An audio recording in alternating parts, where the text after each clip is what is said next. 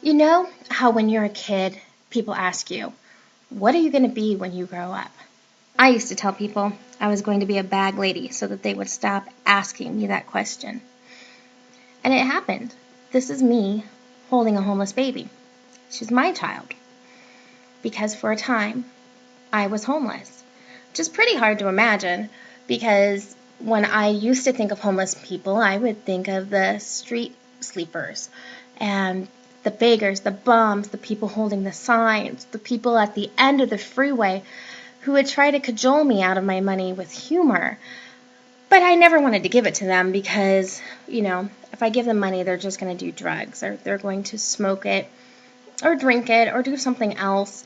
And I didn't really think that I should have to subsidize their living because aren't they getting my tax dollars anyways?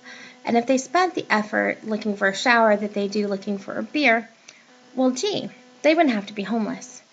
I used to think that homelessness was a preventable condition and that nobody needed to be homeless unless they chose to be homeless because our government's big enough that we have so many services. Why would you be homeless?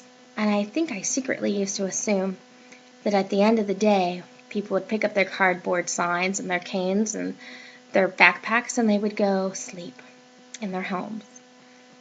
I now volunteer for a lot of homeless services because this girl is that baby from the first picture.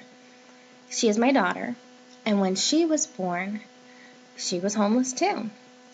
Because I was attacked when I was 21 and I had a child at 22 and I had no idea how to help myself. And my friends and my parents said, oh my God, I can't believe you're going to go apply for welfare and food stamps and don't go grocery shopping where we shop because, oh my God, I don't want anyone to know. But in fact, I didn't have a regular fixed place to sleep.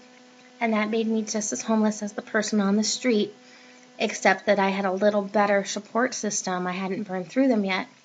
I eventually went on to get my education while I was on the welfare system. And now I work there, and I help other people to get jobs. And I help them, mothers and fathers and families, to end their homelessness. And now, when I hold a homeless baby, it's not mine, it belongs to a client. But nevertheless, this is a face of homelessness, because this is mine.